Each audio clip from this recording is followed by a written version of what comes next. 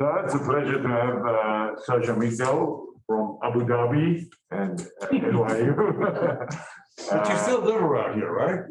You still live here, or did you move? I still live still here have a in month place of in Princeton? December, yes. Oh, until December. No, the month of December. I moved to Abu Dhabi. That's You really fully moved there. well, nothing is. I know, but I mean, House, you have a place in Princeton. house and kids Everything. and dogs, but and my heart is here, but my body is on Abu Dhabi. Okay.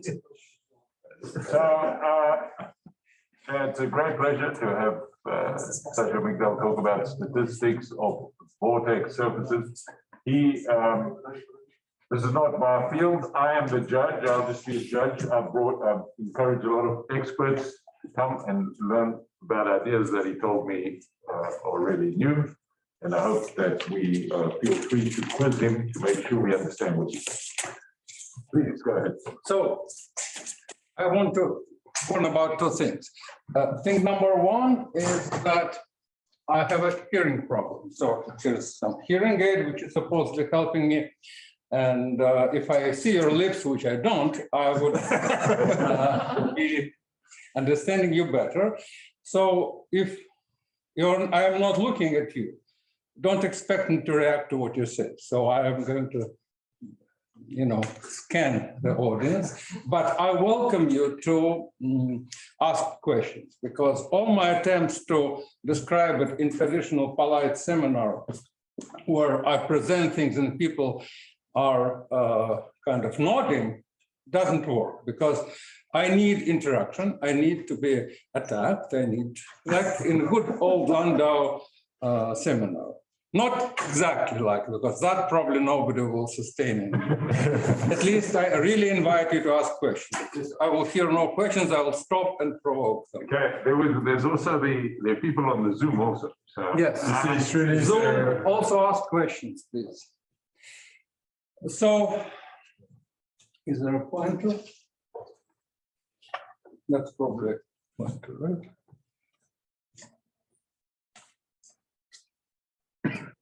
How do I turn it on? Okay. Yeah. Anybody knows?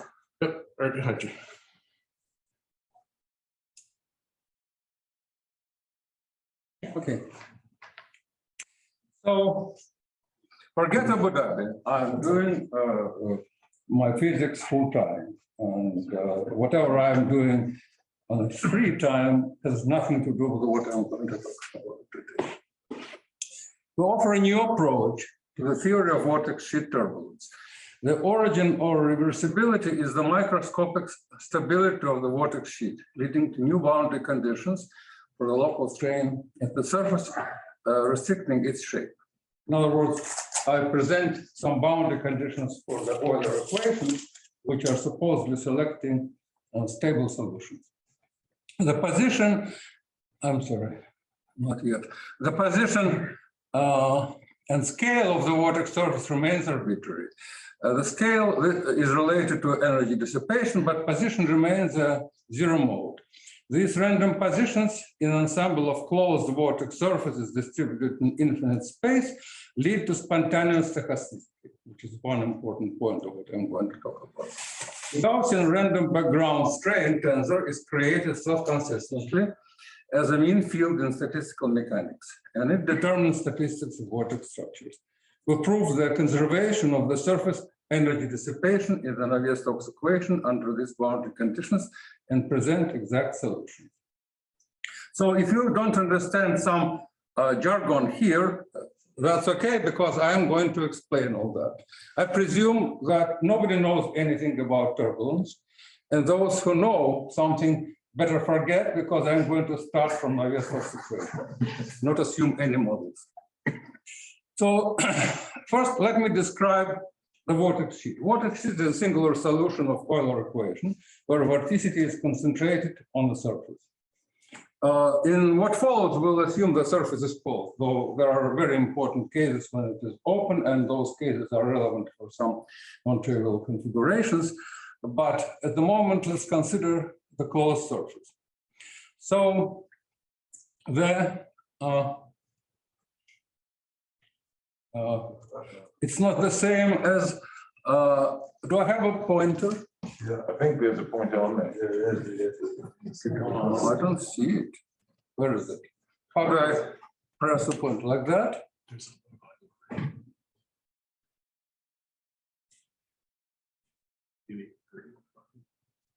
Oh, I see. So here. Right one. Degree. Okay. So the following general ansatz describes the Vortex Sheet vorticity is integral of certain form, d omega, with delta function which confines the coordinate to the surface. And the two form is differential of some function gamma, which would be related to the density of, actually to be related to discontinuity of potentials, but it's also related to velocity gap. And dx, x is equation of the surface. So it's the gamma wedge dx, which for a physicist is just this.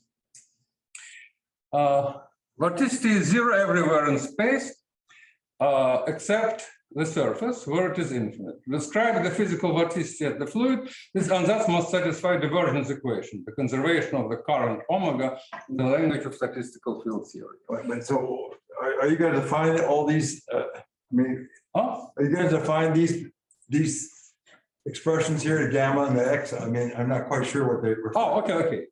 X of xc1, xc2 is equation of the surface. The surface can be parametric. Okay, so the x's are just describe a parametric equation. A coordinate equals some vector function x of two values, psi1 and psi2, which are internal coordinates. Okay. And gamma will be some other function of two coordinates, which will be defined later. So now everything is defined. If you differentiate x with respect to coordinate psi, it presumes that x depends on coordinate.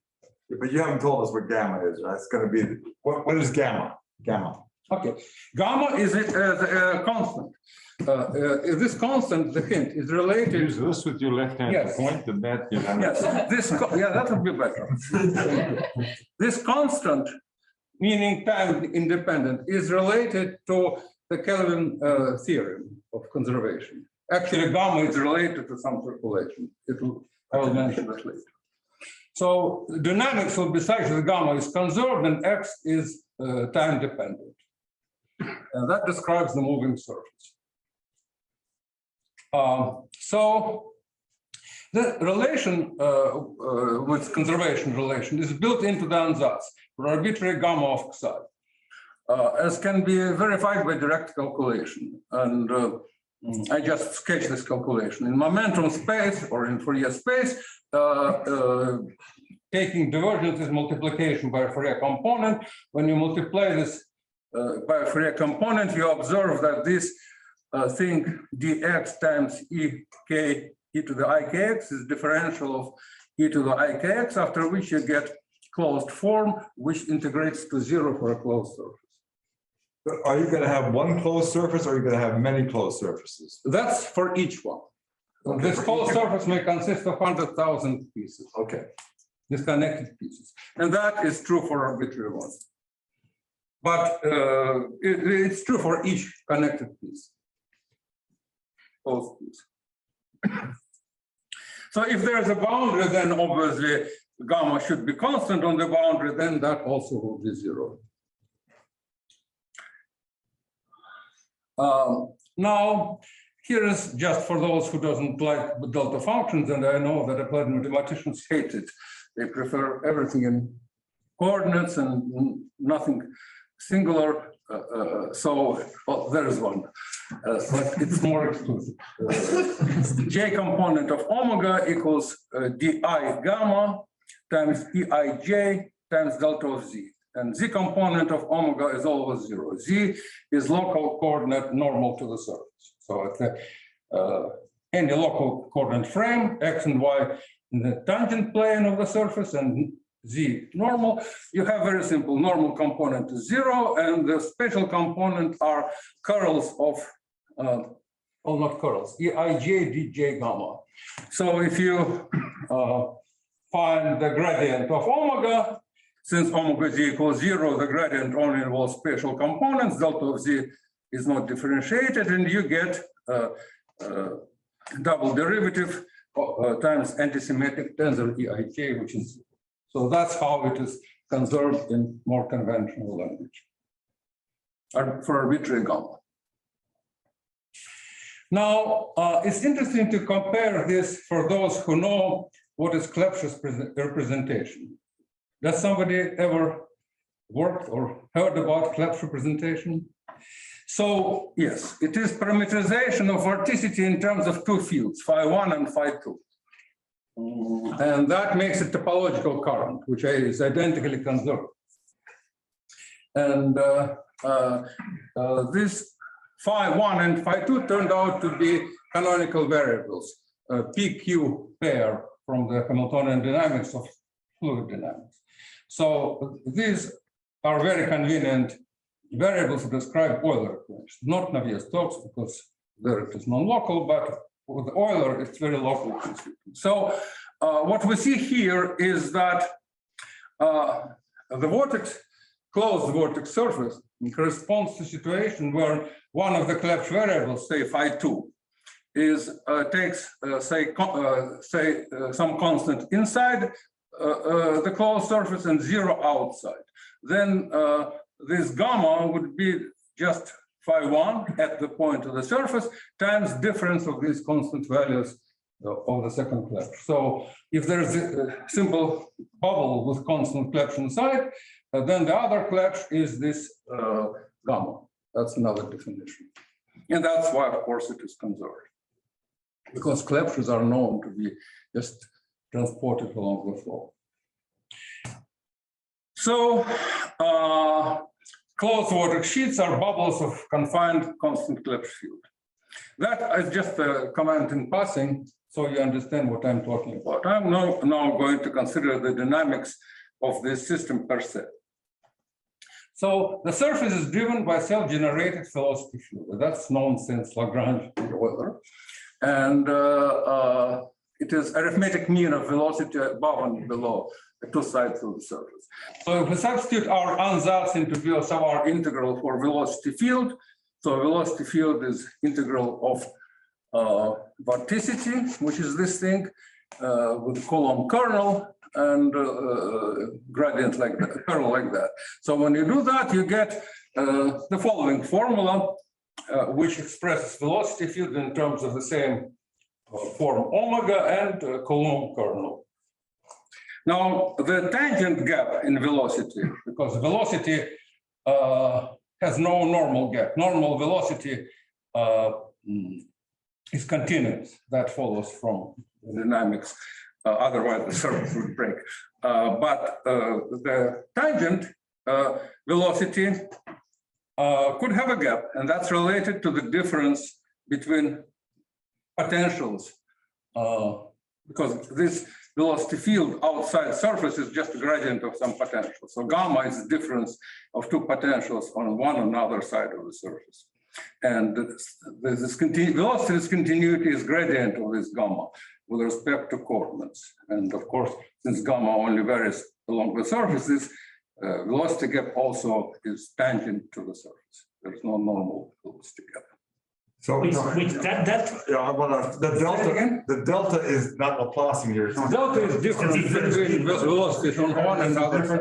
Sure. It represents what difference? Again, I want to make sure I understand that. Go back.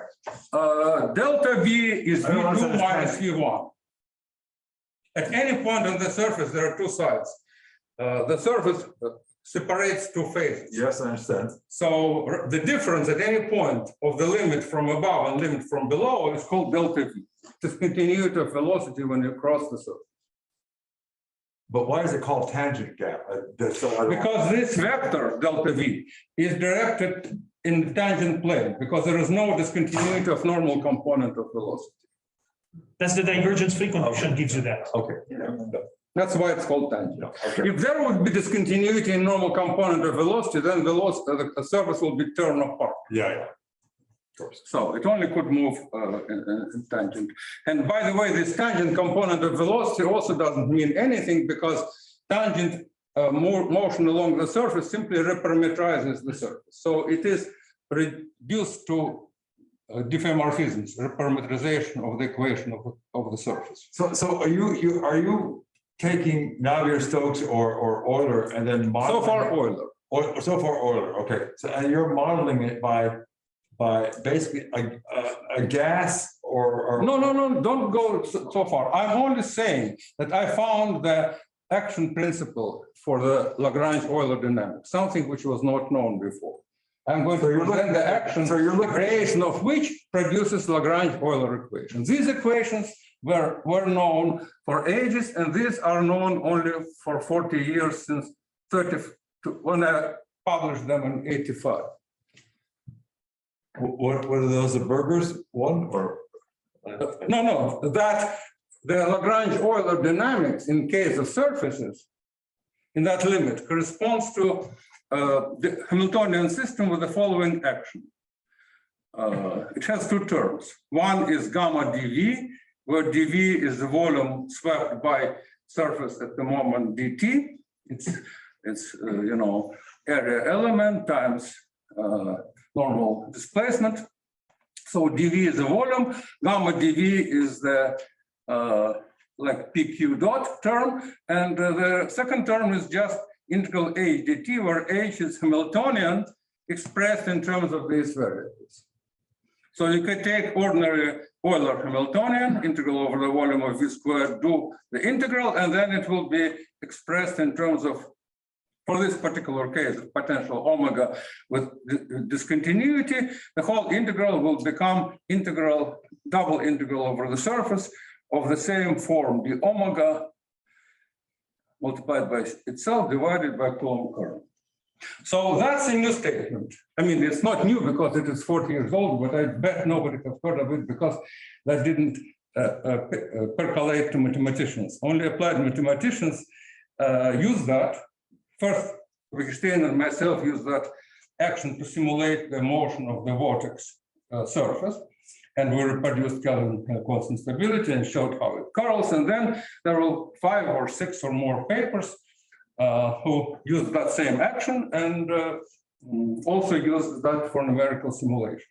Well, so this is at the moment, this is the motion of a single vortex surface. Is that correct? That's right. And everything assuming outside, there is nothing else in this. everything outside the vorticity is zero. Yes. Otherwise, no big deal. There will be sum over all surfaces.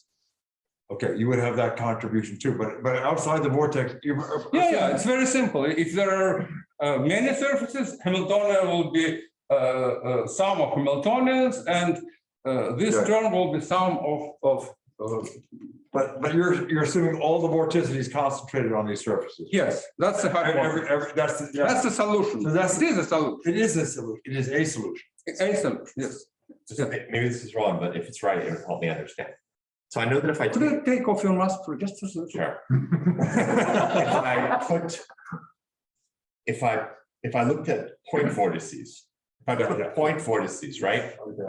If I put point vortices, then it's understood that that's. What's that about point vortices? Well, just bear with me for a second. If I put point vortices, then it's a log gas, and it has a logarithmic. It has a gravitational potential like you have. Well, and can I understand this as and make them condense into the surface? That's what I'm asking. That's what I'm asking. Can I understand this as kind of the weak approximation of continuum vortices and collection of n particles is singularity. That's what I don't have singularities. That's a big difference. Right, but so these are infinitesimally small. These are infinitesimally small point vortices on a circle, so that they give a charge to that surface. Well, you should do more than circle. You should put them, spread them across the surface. Yeah, surfaces, I said. Yes. You should add 2 more dimensions. Okay. All right. So If you want to start with one vortex line, you could add 1 more dimension. But I'm claiming that in mechanics, this continuous system has many differences compared to discrete system, and especially with topology. So I don't want to say that I want to approximate that as a collection of point vortices. I hate point vortices. so if I look at, I mean, this is a little bit different maybe from what you're doing, but if I look at something like an XY model, Then I have in 3 dimensions, in 2 dimensions, they can be described by point vortices. In 3 dimensions, they can be described by these gas, those are loops, no, sorry. So those are loop models. These are not loop models. These are models where Well, continuum surface insists of the particles to have neighboring particles which are not allowed to fly away to the moon. yeah, I see. And that's a big difference between continuum medium and discrete system with complete system symmetry of permutations of points. Instead of symmetry of permutation of these point vortices, I have diffeomorphisms, which is a different animal from the point of view of mathematics. Now it is a relatively straightforward exercise to find out that variation of this action with respect to coordinate, it has two variables, gamma and r, or x. So gamma and x are conjugate variables, and gamma is like momentum, which is conserved, that's the Kelvin-Helmholtz theorem, and x is like a coordinate, which is moving.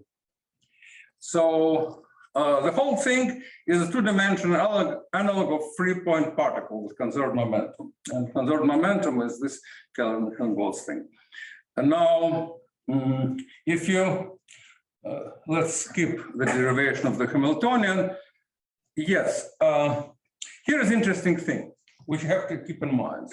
If the surface has a handle, for example, if it is a torus, then the gamma is multi-valued function, which is interesting by itself. Because if you go around the handle in one or another cycle, you will get delta gamma, which is integral over that loop of delta v, because gamma, gradient gamma is delta v. So if you integrate, delta v, which is gradient gamma along the circle, and we have non-trivial circulation around the circle, then delta gamma is not zero. So it's multi-valued action, which is a well-known animal to mathematicians. And the interesting thing is that indeed it is topological, because there is no vorticity normal to the surface. Therefore, this integral or arbitrary loop drawn on a surface does not depend on the shape of this loop as long as it surrounds the handle. So if it doesn't surround the handle, you could condense it to zero, you get zero. So that's a very interesting situation, which means that, so here is an example of how we compute. Here is the surface of the shape of the torus, and the red disk is some, suppose we want to compute the flux through the red disk. So outside the surface, there is no flux. All flux goes through the skin of the surface, and it's tangential. So simple calculation shows that flux equals to integral of discontinuity velocity around the handle or around another cycle.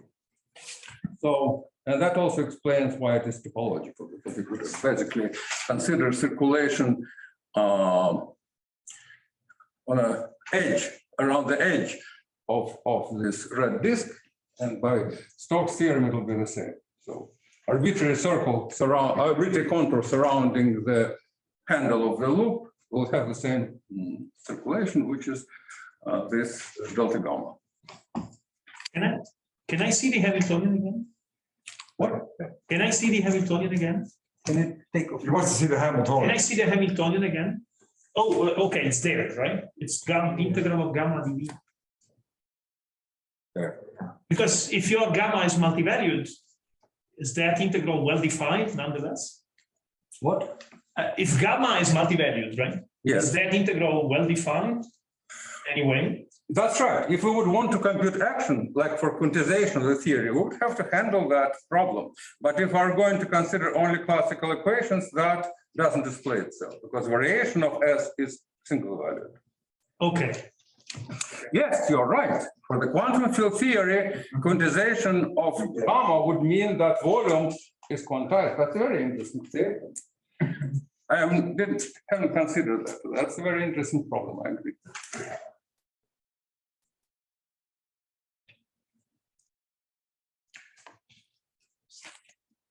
Now, equations of motions are checked in a very trivial way.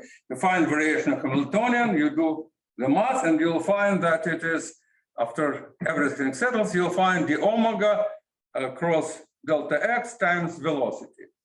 You see, h was quadratic,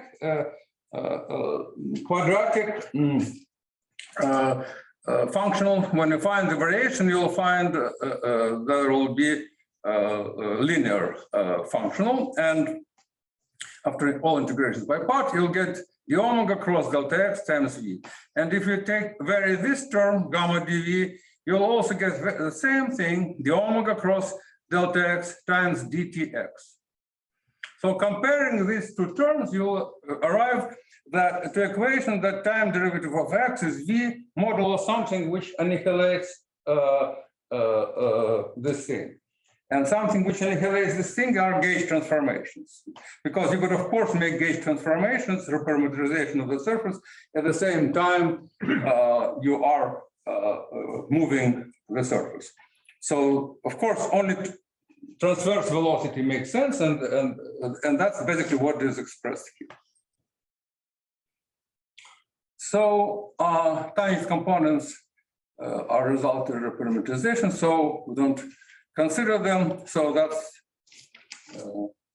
what I'm saying here. I don't want to dwell on these kinematic things because there are many interesting things ahead. I don't want you to lose your attention by the moment I arrive there. Now here's ding, ding, ding. Now new stuff, and I want everybody to be attentive because I'm going to sneak in something which you wouldn't believe in. As it was noticed this year, I will describe it now. It was in spring of 2021. There are additional stability conditions, which are called CVS, confined vortex surface, restricting the shape of surface as well as velocity field around it. So let me formulate these conditions, then explain their meaning and derive how they are, and derive them. That's basically one of the main results of this talk. So vorticity is concentrated in the boundary layer. If we think about Navier-Stokes equation, then it is not infinitesimally thin surface. It has a boundary layer of thickness, of viscous thickness. And we're going to look inside that layer in a minute. So what is concentrated in a boundary layer. However, at the scales which are much larger than the boundary layer, you could treat it as a surface discontinuity and work with Euler equation. So the role of all these Navier-Stokes equations will be to look at under microscope at every local vicinity of the surface and try to solve the Navier-Stokes equation in that local tangent plane and see whether it is stable. And analysis of stability of equation in the tangent, in the plane, in the shear flow across the plane is well known. Turns out it is not well known. It was thought to be well known, but this spring I found new solution of Navier-Stokes equations which describe this situation. Again, believe it or not. Why I did it of all the people, I don't know. So you're gonna show us a solution, not just to Euler. You're doing No. I found a solution to Navier-Stokes equation for the plane in the background of arbitrary string, which was not found before. Say that again. I didn't. Would you just repeat that? So the solution of the full Navier-Stokes equation in a very simple geometry of the planar flow, where asymptotically outside of outside of the boundary layer, there is a shear. Velocity goes in one direction, say x, and this side, and in opposite direction on the other side. Yes. So the velocity in between is described by a solution of Navier-Stokes equation with certain boundary conditions. And also, on top of that, there is some background strain. In other words, And at this infinity- surface is moving too, right? The surface. No. I'm talking about Static. stationary solution. Station. I am studying stability of steady state. Okay. And found steady state solution with the condition that there is arbitrary background strain. Strain is a matrix of second derivatives. So before, like in 30s, 40s of previous century by Burgers and Townsend, they solved the equation in case of some degenerate strain, not general arbitrary strain, but certain degenerate strain with one of the eigenvalues, as we later understood, vanishing. And that solution was known. What was new, which was found in my paper and subsequent paper of Sharif and Insina, who elaborated on my solution and generalized it. We found that there is a solution for arbitrary, non-degenerate strain.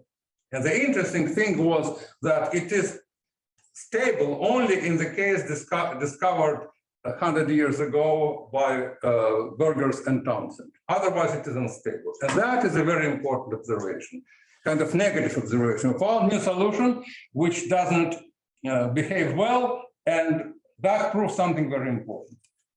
So let me describe it. So the conditions on the strain, local strain, which follow from solution of those equations. So local strain cannot be arbitrary. It should be related to the velocity of the surface. Some extra conditions should be. This condition, n v plus minus equals 0, simply means that there is no normal velocity on either side. That is that's Neumann boundary condition. That's not new, but I count it as one of the three CBS conditions. This must be satisfied, and that's a new condition, that stress has no component, no projection on the velocity gap. Very simple. Stress component along velocity gap should be 0. Intuitive meaning of that is just the following. The strain has to push fluid towards the surface for it to be stable. And that's a third inequality. Strain should be negative, then the fluid pushes towards the surface. Now, where does it go? We don't want it to leak or do something bad. So if there is one component along velocity gap, which is 0, then it flawlessly goes in that direction and eternally circles around the surface without leakage and pile-out. So that condition basically makes it stable because it allows the arriving fluid flawlessly go, effortlessly go around the surface. That's not the derivation, of course. That's intuitive plausibility explanation. I will derive it exactly without any hands waving. I wave hands now, and then I will write formula. So if for arbitrary surface, they are not satisfied. They are satisfied for the plane only in case the strain has 0 component in x direction of that plane. If strain has all 3 components, then that equation is not satisfied for a plane. And then the plane should curve, it should bend. It should bend and adjust velocity so that dot product of strain times velocity will be 0. Once it is 0, it is stable. Let me now explain why it is stable.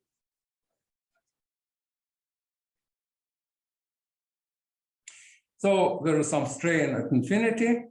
That's a boundary condition, otherwise solution would be simply 0. So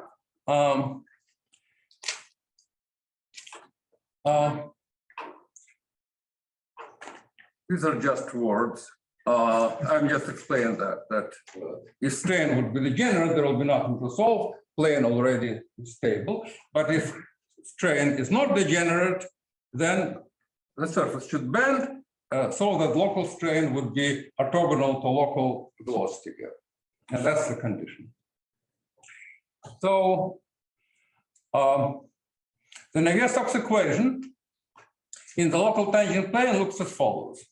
So velocity gap, suppose we direct velocity gap along x, vorticity along y, and normal, because if velocity is along x, then certainly y axis for vorticity, vorticity along y, and normal to the plane being z. So there are three components of the strain, Sx, Sy, and Sz. Only the degenerate case, Sx equals 0, is stable.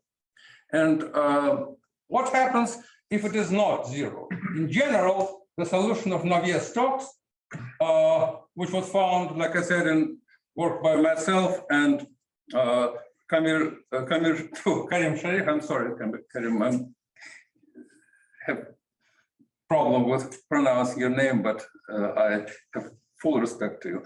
Anyway, we found this solution in terms of a Hermite polynomial. So a Hermite polynomial usually considered for integer index, but it can be analytically continued to arbitrary index in terms of hypergeometric function. So this Hermite polynomial for fractional indexes is in fact, second order, second kind hypergeometric function, one of the combinations.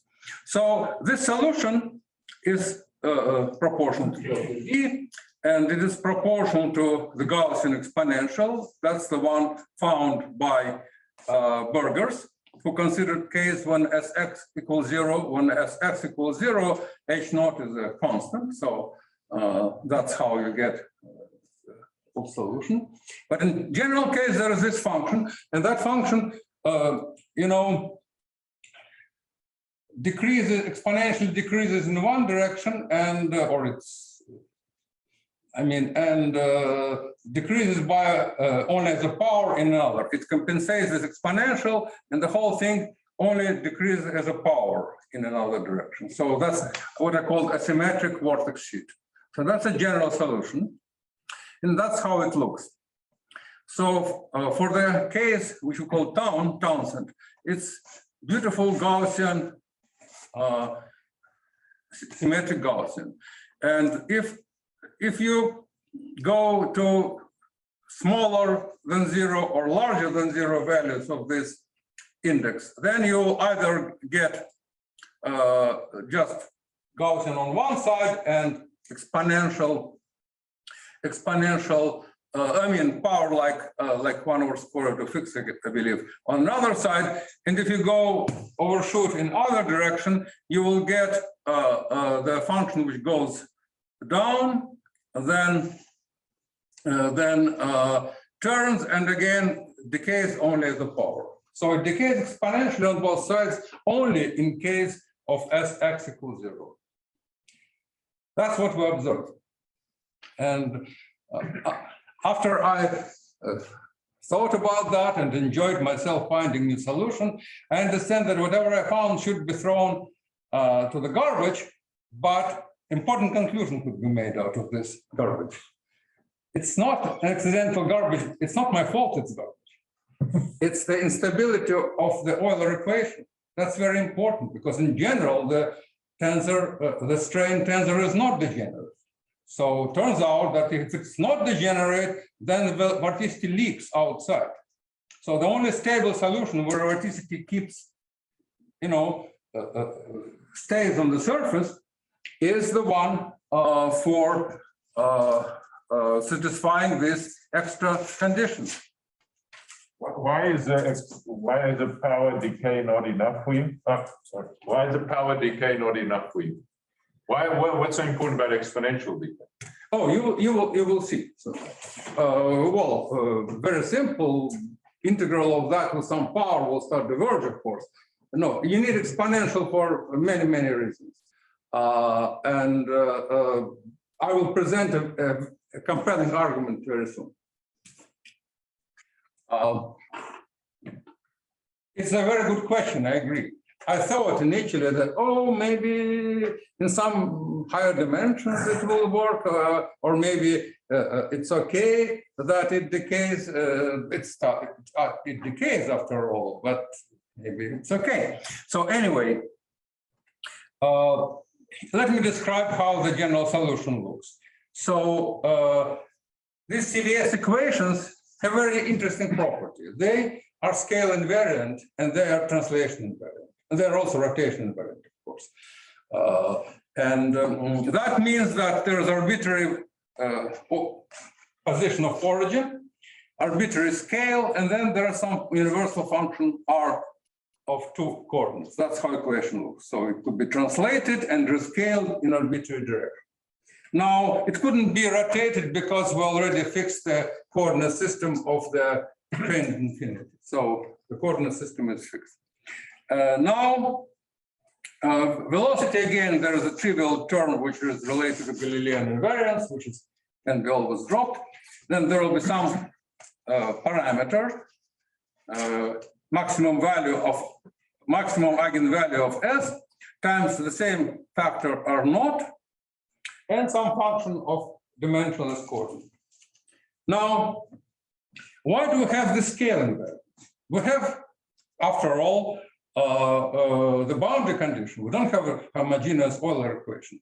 The thing is, our boundary condition only imposes the strain, and the strain has dimension of 1 over time. It doesn't have spatial dimension. So our system doesn't introduce the parameter of dimension of length. And therefore, the scale of length remains arbitrary. Indeed, of course, you could study equations and see that there is such invariance. So at arbitrary scale and arbitrary position. Remember, especially arbitrary position, because that is something very, very crucial. Now, lambda max, I've chosen lambda max as a scale. I could have chosen square root of trace of S squared or any other invariant, but I have chosen lambda max because lambda max is always positive. I don't want velocity to have arbitrary sign. You see, this strain could have arbitrary sign, but velocity cannot change sign, otherwise there will be no stability. There is no time reversal invariance. So the solution, which is stable, have very definite sign. Otherwise, normal second derivative of normal velocity would not be positive, and there will be no stability. If you look at the solution, so here is solution. That's actually Borger-Townsend solution of Navier-Stokes equation written in arbitrary frame. So R naught is some point at the surface, and we shift from this point in normal direction by a very small amount psi, small compared to the curvature. And then we have expansion near that. So this next term, which is approximating the discontinuity, is delta V times error function. So error function has a property of going to +1 on one infinity and -1 on another. So that function actually approximates the discontinuity of velocity. And h is the effective width of the surface. H is related to viscosity and also to the normal component of the strain. Now you see that you can't really change the signs because it's square root of minus normal component of the strain. So normal strain should be negative. So velocity should, the surface should adjust itself in such a direction that the normal strain is negative. If it's not, it will slip and go in opposite direction, and then it will become negative. So it is always adjust its direction in such a way that this H exists, that normal component of strain is zero. So vorticity is simply Gaussian, and velocity is error function, and S is a local strain. So I'm just writing the standard Borger-Townsend solution in an invariant form. So for every smooth part of the surface where there is a tangent plane, you could solve Navier-Stokes equation in the tangent plane, and that's what you get.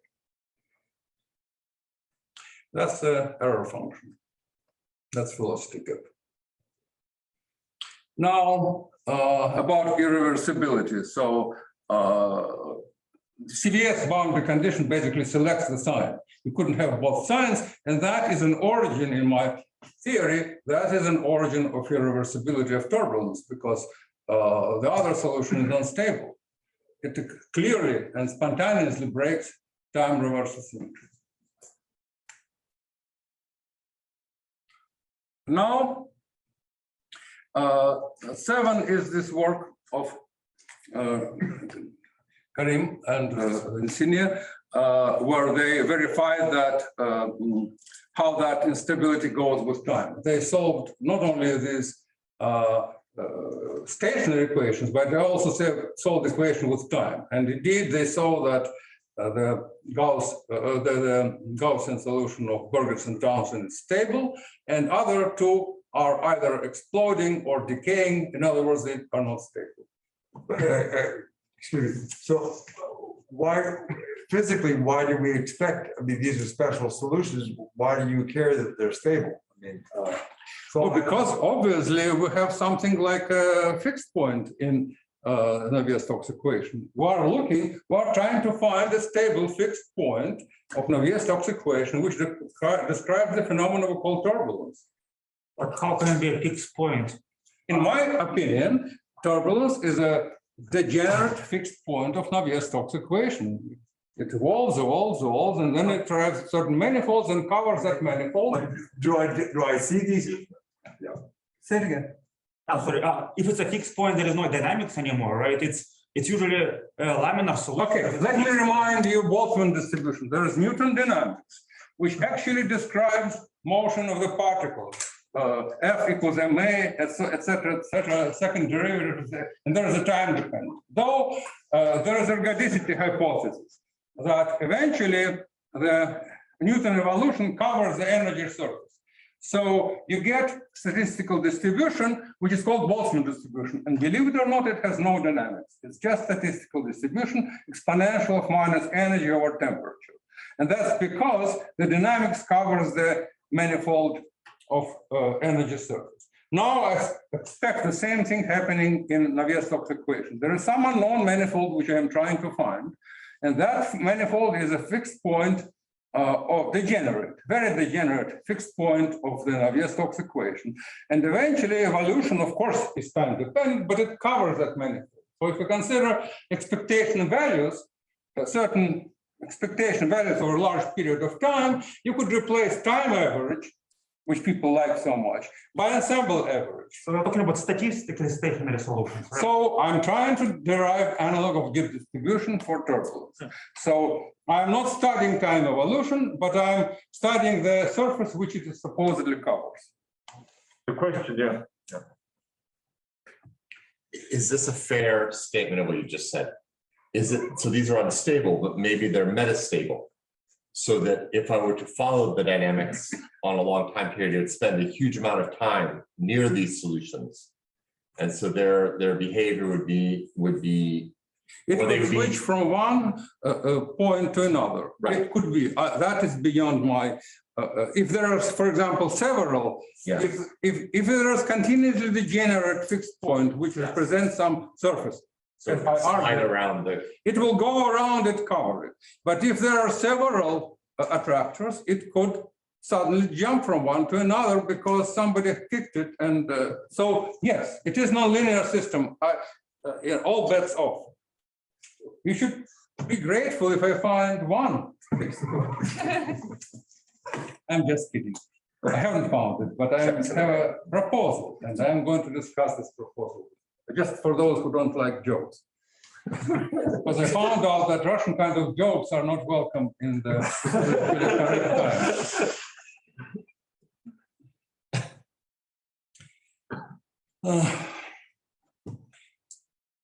The background strain does not define the sign, so I think I should skip that.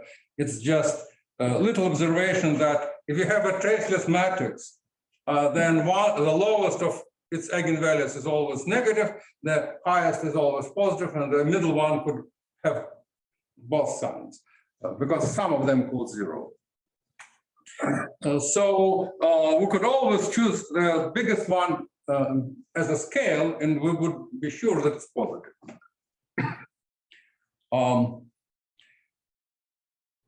So that's again variation on the theme of irreversibility, which I consider very important.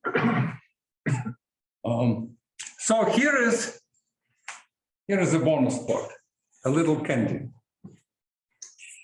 There is very well-known quantity called enstrophy, which is viscosity times integral of omega squared. And one of the reasons why I was looking for the singular configurations of vorticity is because if vorticity is regular, you would not compensate this mu in the limit of viscosity going to zero. So there should be some singular configuration such that integral of omega squared will be large enough and compensate that. And that is kind of well-known fact. So, and basically, most of researchers agree that vorticity is distributed very sparsely and singularly, and mathematicians are studying the weak solutions of Euler. So I'm not barking up the wrong tree. Maybe I'm using different kind of bark. So my statement is the following. If there is a vortex surface or collection of vortex surfaces, for each vortex surface, this integral reduces to the following. It's not approximately, it's not proportional or approximately, it's a statement. Statement that in a limit of viscosity going to zero, when the surface becomes infinitesimally thin, you would compute this integral with our ansatz, and this integral, of course, would go around the surface. You compute the Gaussian integrals using the Birger-Stanson solution. You compute the Gaussian integrals, you'll get viscosity in the denominator, blah, blah, blah. In the end, you'll partly compensate this viscosity. There will be square root of mu left, because in the denominator, you will get 1 over square root of mu. And the resulting thing is very simple and invariant form, which to my surprise, Burgers and Townsend didn't notice, and nobody noticed after them, though they could have done it, they haven't. So that formula was written very recently. I call it viscosity anomaly. It's integral over surface of square root of normal component of the strain times square of the velocity discontinuity. Very simple. So let me understand. So what you've done is found what is the geometric structure of this vortex sheet? Are you looking at a half plane, or are you looking at something? No. What does it look like? No. It will be subject of next talk, because I will only describe equations for that in this talk. If I try to describe equations and solutions, we are going to die. I don't want you guys to. No. So what do we? It's non-trivial surface. Yes. It's a non-trivial surface. You know what it is? Yes. You have a non-trivial surface. This is Yes. It's some non-trivial hyperbolic kind of surface with index depending on the ratio of eigenvalues. But to apply to that, I need to do several miles. I just want to understand the overall picture. So overall picture. There is a singular. There are surfaces. Maybe more than one. I found one example. You found one example. You found one surface, and then you can solve Navier-Stokes exactly. I don't need to solve Navier-Stokes. I need to solve Euler with the CVS boundary conditions which followed from Navier-Stokes. Okay. Burgers. Well, actually, I and Karim and his co-workers solved Navier-Stokes for arbitrary strain. And I'm using that solution only for negative statement that anything where the strain is not orthogonal to a velocity gap is unstable. So that solution is used only as stability criterion. From that solution, we need only the criterions of stability, which we call CVS. So solving the Navier-Stokes equation, we find the boundary conditions for the Euler equations, which are needed for the Navier-Stokes stability. End of story, forget Navier-Stokes after that. Solve Euler equations with the CVS boundary conditions. And that has some non-trivial solutions for the surface. And this is the consequence that you. And that's integral over that surface. Yes. This anomaly, the dissipation anomaly. So that then the energy dissipation reduces to integral of square of velocity gap times square root of minus normal scale. And that is exact factor 2 square root of pi. So if you go back. I had a student check it, huh? If I go back to the previous, that equation 38. So how do I see that that doesn't go to zero?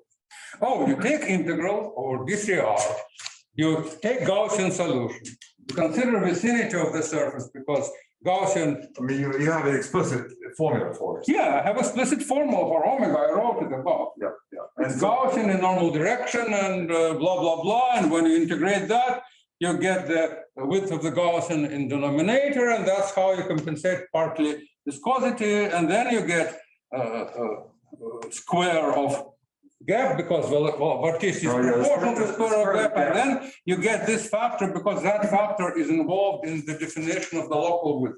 It's very important that the width of the surface is not constant. Yeah. It is local. It depends on the local value of normal strength. It can be taken out of this in general. In my solution, it can. But it doesn't go to zero. I mean, it does not go to zero as nu goes to zero. That's the point. It goes to, We don't yet know. I mean, well, isn't there square root of? No, wait.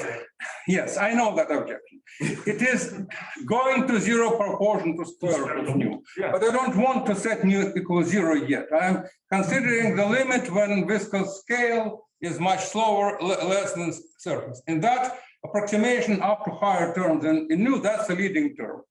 And then later I will tell you the spoiler, there will be factors which will concentrate that square root of nu also. But that's much later. At the moment, we just derive leading asymptotic form of this energy when the width is smaller. It's not compensated for by the delta V. Yes, yeah, there will be some scale factor in delta V which would compensate that. Yes. Is that correct? I mean, Yes. Can you not already see that from what you wrote before? No. But I don't want to discuss it here. It will be a matter of discussion later. But anyway, that's the formula. That's a limiting form plus higher terms in nu, but that's a leading term. You could find not just the limit, but the asymptotic form. That's asymptotic form of small nu. Now, here comes the miracle. Let's consider Navier-Stokes equation. And let's consider time derivative of this energy dissipation in Navier-Stokes equation. That's exact formula. We differentiate omega squared and use the Navier-Stokes equation for vorticity. We get 3 terms, 1, 2, 3. That's the viscosity term. These two are Euler. One is called advection, another is called vortex stretching, and the third is called diffusion. I claim that all 3 terms cancel each other. And they should, because we found stable solution, so it better be stable. Let's see how that happens. Time derivative of this thing, which by the way, in general does not go to 0. So in general, that was a puzzle for 80 years. Kolmogorov said that epsilon is constant. Indeed, if you define epsilon as a triple correlation of velocity, it is constant. However, if you look at the definition of integral of omega squared, it's not constant. And that was, in my view, a skeleton in the closet of Kolmogorov's theory. So now we see that on a surface which satisfies CVS boundary condition, indeed, it is constant. So combine these 3 terms, every term reduced to the Gaussian integral. Again, I asked him to reproduce these things. Though of course, I did it with Mathematica first. But it was good that he also reproduced it. And you hear me? 1, 2, 3 terms. So if you combine all 3 of them, then square root of u of nu goes here. And you will get some non-trivial combination, which depends of velocity, gap, and the strain. Now, SKK is the same thing. It's just spatial component, surface component of the trace. So the whole trace is zero. So a normal component of strain is equal to sum of the spatial components with a minus sign. So that square root, which was written before, can also be written as square root of diagonal trace along the surface, because the total trace is zero. So that is here, and then you have Sij minus the same combination like in general relativity, Sij minus trace, and V dual means two-dimensional dual vector. So once you combine all these things, you will find in 2 dimensions the following simple answer. You'll get the time derivative of epsilon in Navier-Stokes equation equals to this integral where you have delta V dot S dot delta V. So if S dot delta V is 0, it is 0. If it's not 0, it's not 0. I have a question. So you mentioned a connection with Kolmogorov's theory of turbulence, right? Huh? You mentioned a connection with Kolmogorov's theory of turbulence. So in that theory, there is an energy cascade I'm not talking about hypotheses. Okay, I'm not talking about popular pictures and beliefs. I'm not talking about things which you measure in experiments. I'm talking about equations and solutions. Nobody has derived Kolmogorov cascade. The only statement which I know is that there is formula, that there is integral of momentum space, and you could introduce every component of that space as a flux. There is a flux in momentum space. That I know. I haven't seen anybody who would have derived the Kolmogorov cascade as a physical process in coordinate space. I've seen models, Yes, but I was asking, do you see a cascade? I don't see. No, Oh. that's a dual picture. You see, here is the thing. There are 2 ways to describe the field theory. Like we know in gauge field theory, there is a duality. You could describe fluctuating vector field in terms of the dual picture of fluctuating geometry. That's called duality. There is ADS CFT. So here we have conventional approach, Kolmogorov and all the kind of the Navier-Stokes approach. When you have the fluctuating vector field velocity. And I'm suggesting dual approach. I'm claiming that this system is dual to the theory of fluctuating surfaces. In my theory, there is no degrees of freedom associated with space. My theory is a theory of randomly moving surfaces with some variables gamma attached to that. So in my theory, it's totally different complementary view. So in my theory, when you have dual theories, then what is perturbative becomes non-perturbative. So very weak, like 1 loop or 2 loop results of the conventional Weil diagram technique are very, very difficult to obtain from the point of view of dual theory. However, where the conventional theory fails, which is extreme turbulent limit, the dual theory becomes very simple. That's the whole idea of duality. I'm suggesting dual description. And in terms of dual description, it's very difficult to describe Kolmogorov cascade.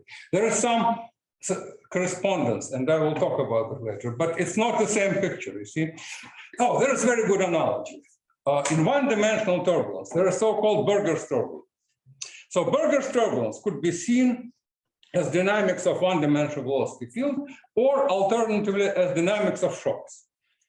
So you could introduce geometric objects, which are discontinuity of velocity, just like here.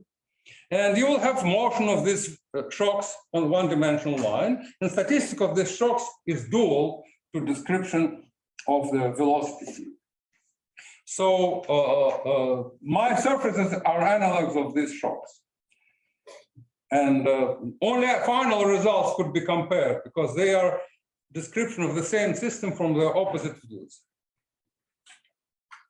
Okay, so the statement here is that you have conservation of this surface enstrophy. So this enstrophy in general is integral over volume. If we would not have this CVS surface, the integral would not be concentrated on the surface because the vorticity would leak from the surface. And that answers your question. I see that if my condition is satisfied, then at every point at the surface, time derivative is zero. It's not just integral equals zero, like compensation of what is happening at the surface with whatever is happening in the rest of the space. It is literally conserved at the surface. So that's a very important confirmation of stability. So the same equation S dot delta V equals zero provides conservation of entropy. Because if it wouldn't, then it would not be a consistent theory. That would mean that I have lost degrees of freedom. Some vorticity would be sitting in space. So it is interesting thing. It's not an Euler conservation law. We're used to infinitely many conservation law in Euler dynamics, right? Conservation of the Kelvin, Kelvin theorem, et cetera, So gamma is conserved in Euler dynamics. In this dynamics, it's not true. In my dynamics, gamma is not conserved. It's a dynamical variable. I'm finding steady state, but I'm not using the conservation laws of Euler. Moreover, this thing cancels because the viscosity term exactly canceled the Euler term. Euler term was not zero. In Euler part, that would either explode or decay. Only with the last term coming from the Navier-Stokes, it is zero. So that's a very interesting and paradoxical situation when the conservation law arises in Navier-Stokes, which was not present in Euler. And that kind of justifies the whole approach.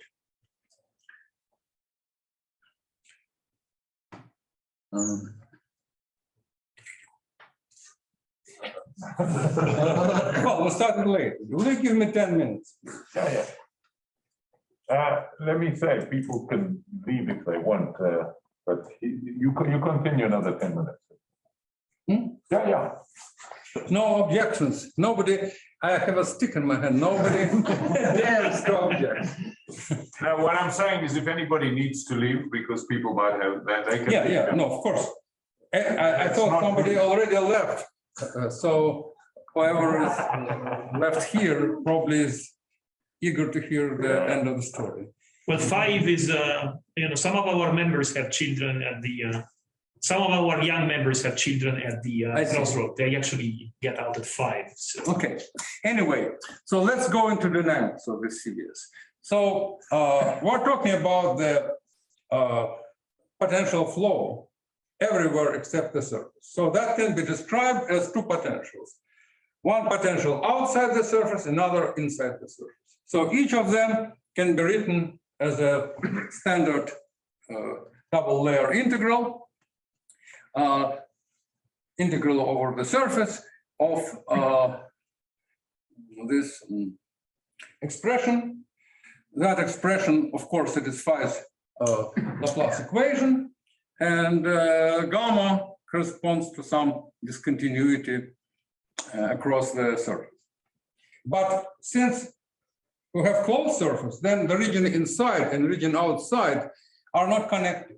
So it could be totally different potentials. There is no claim. I thought in the beginning there is a single formula with one gamma which describes the complete solution outside and inside, and I came to the conclusion that that's not true. It would be true if the surface would be like a disk. Then there is no difference between inside and outside.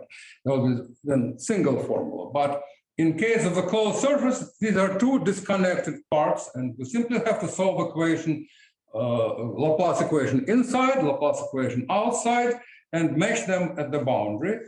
And nothing says that these gammas should be equal.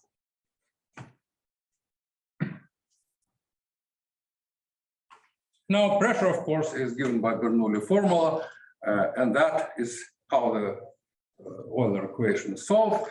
The Euler equation reduces to Bernoulli formula plus Laplace equation for phi. And that's solution of Laplace equation parameterized by some density on the surface.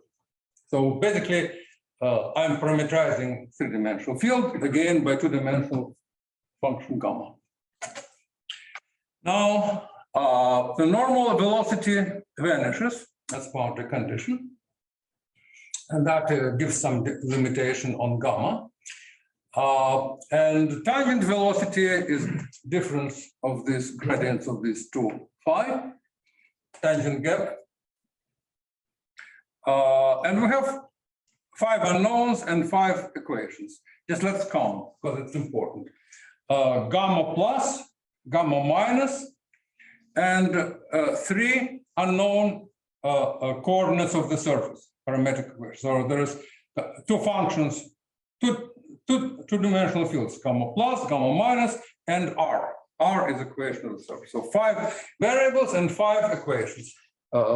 Normal velocity from one direction, normal velocity from second direction. These are equations for gamma at fixed surface. And then the remaining equation is a vector equation that S dot delta V equals 0. That's the vector equation for the surface. Of course, there could be some symmetry, and you could have either over-complete, over-determined, or under-determined. That remains to be seen. But by the parameter counting, that's enough. Now, you could write down the variational approach. You could find the, I would say, minimum, but I'm afraid of, because there are some degenerates, because you could always drive that minimum to 0. So it's minimum up to certain fixed scale. Anyway, variation of that Hamiltonian would provide all these 5 equations. So this term is simple. It's just the CVS boundary condition, vector CVS boundary condition, Lagrange multiplier times S delta V. Now, this H are 2 Hamiltonians associated with that, those same Hamiltonians basically associated with the fluid dynamics, which is this quadratic term plus linear term, and that linear term is designed to add, you see, variation of this Hamiltonian with respect to gamma provides the normal velocity. And this term also provides the normal velocity corresponding to this term in the potential, because we added to the potential this constant term. Maybe you didn't notice. I added this constant strain. At infinity, we want to have constant strain. Constant strain means quadratic potential, and this term decreases at infinity. So to have the constant strain at infinity, you need such a term as an extra term in potential. It's kind of external field or boundary conditions. From three-dimensional point of view, it's boundary condition.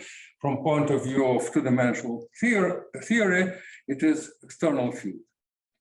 So that is the Hamiltonian. This is the Hamiltonian which describes each surface. And you have to minimize these 3 terms. So at fixed lambda, we have quadratic problem because S is linear, V is linear in corresponding gamma, it's linear functional of gamma, and H is quadratic. So this is quadratic, this is quadratic. There is a linear term and there is bilinear term. So the problem is linear as long as we solve for gamma plus and gamma minus. But then, of course, there is lambda, which makes it nonlinear, and then there is a surface which makes it even more nonlinear. So I couldn't find exact solution in 3 dimensions. I mean, in 3 dimensions, I couldn't find exact solution without any symmetry. I found solution in 3 dimensions which doesn't depend on one coordinate. So it is for velocity field. Of course, there is a term in W. You have to have the term in the strain correspond to 3rd coordinate, but velocity field doesn't depend on the 3rd coordinate. So it's like cylindrical tube.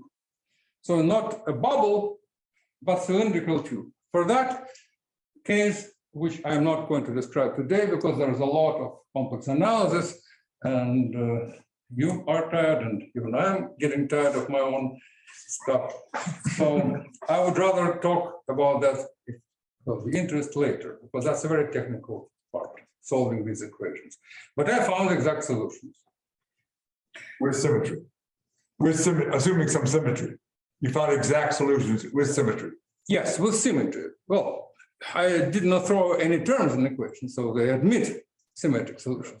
So equations don't have any violations of No, I understand. It's not like I dropped something. Yeah. You could find symmetric solutions. But there could be other solutions too, right? Yes, and I genuinely hope there are, because my solution, in a way, is too singular, and I don't like it myself. But it has interesting features. First of all, it's very important to know that equations can be solved, because that teaches us a lot of mathematical things. Second of all, maybe they are actually realized in nature. I just couldn't find prediction which would match experiment yet. But they have many interesting features. So maybe they approximate exact solution to some extent. Maybe because we know that in experiments, numerical experiments, there are elongated vortex tubes. It's not like I made them up. Such tubes exist. So it could even be that my solution is a correct solution, which is simply not observed because it realized Reynolds 10,000 or 10 million, I don't know. So maybe it is too early to observe my solution. Besides, if the correct theory doesn't match correct experiment, that makes both of them more interesting. So I don't see anything wrong in that solution. It is a solution. So these are just description of all these little things. Yes. Very important thing, which I will say, and here I will stop. I still didn't discuss the origin of this background tense. Now, remember, there is a bias of our formula, which, as you correctly pointed, involves all the terms in the universe, right? So if you pick up one term and you single out the contribution from its own field, the sum of the others can be approximated by W, and I can explain why. If they're very sparsely distributed in space, very far away, then they're basically not only not they overlap, they're very far away, suppose. Then all these bias-over formulas will become, you would use multiple expansion and you will have a collection of many small terms. So what happens when there are many small terms of different sign heading together? That's a question which Gauss first asked. And the answer is central limit theory. So we have a stress tensor that is contributed from sparsely located other surfaces. And remember, the position center of every bubble is arbitrary variable. It's not fixed by equations. So there is indeed soft mode, there is a degeneracy. So there are indeed those random locations for arbitrary locations of other. What is that would be still a solution? If they are far away, then solution would be any superposition of the vortex surface located anywhere in space. If you sum random tensors, which are multiple tensors from the bias-over law, into in any place, you will get what is called random matrix. And that's a very well-known object.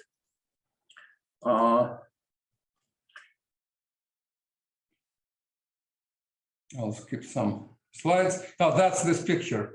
You see, that's my vortex bubble, and these are others distributed on an infinite sphere. Because like infinity far away from it, there are many, many randomly directed vortex structures which are represented by arrows. So if you add them all, you will get this thing. You will get sum of the contributions from all these other bubbles. And if you expand them in a multiple expansion, you will get the random tensor. Random matrix in any dimension can be described by this very well-known formula. In 3 dimensions, that is very trivial. You could derive the relation between variable sigma and the number of dimensions and trace of W squared. These are just standard things. The only non-standard thing is I added this delta function. For some reason, mathematicians didn't bother consider that trivial case of symmetric traceless matrix. They should have, and it's trivial. That's invariant. I think we insert in the measure, but that doesn't matter. So anyway, if you look at the 3-dimensional case, you will get a distribution like that. There will be 3 ordered eigenvalues. There will be rotation matrix which should decouple, and then there will be 3 eigenvalues which are ordered, and then there will be exponential. That will be your measure. So that's a very specific statement. These A, B, C are entering my solution. So I claim they are distributed like that for some unknown sigma. And what happens, suppose they are distributed like that, then you could find the general formula for distribution of energy dissipation. Because energy dissipation is integral of this. By dimension counting, it will depend on this eigenvalue C, on the scale R0, and some function of ratio of eigenvalues. That's the formula from dimension. This f of mu, you could compute it if you know the solution. And for my solution, I computed this function. But in general, it has this form. And only from that, you could derive many things. For example, this mu as a ratio of eigenvalues of random matrices has very interesting distribution. You could kind of integrate out this leading eigenvalue, consider the ratio, and you will have very specific distribution for this ratio. You could use that, you'll get some horrible but very well-defined formula which expresses distribution of the energy dissipation in terms of this distribution of ratio of eigenvalues and this function f of mu, which is actual energy. So you could do many things, and once you know this function f, you could compute this numerically, and you get some curves which could be compared with experiment. So the idea is that net energy dissipation is conserved, but individual energy dissipation, like you see, that's what is Boltzmann distribution. You have total energy which is conserved, you have a thermostat and specific particles. So for each particle there is Boltzmann distribution, though of course net energy is conserved if you. And this thermostat in my case is represented by this background tensor. Role of the thermostat is played by background tensor, and it is distributed by the Gaussian with some width. I think I have to stop here because I already said most important things. And what I didn't say is I didn't give you the exact solution. And if I try to do it now, that would be total waste. Yeah, my suggestion is it's a good place to stop. Let's thanks, Sasha. What I'm going to suggest is he sent me his papers. I'll circulate them. Do we know how I can circulate to everybody? And then we can digest them. I'm here whole December. Okay, and then I'm available any day. There is nothing more important. So those people are interested, but I think it's important to digest what you've said. I think the second, the papers you sent me have the explicit solution in them, right? Yes, I have two preferences, but they are in opposite order. In the preference, it's first, the solution is described, then the statistics. Right? But it doesn't really matter because I already explained the statistics part, so you could Okay, The solution. so I think that's the best way to leave it. You hear? The whole point was to bring experts to listen to this. I'm sure that this has to be digested. So, yeah, let's thank him again.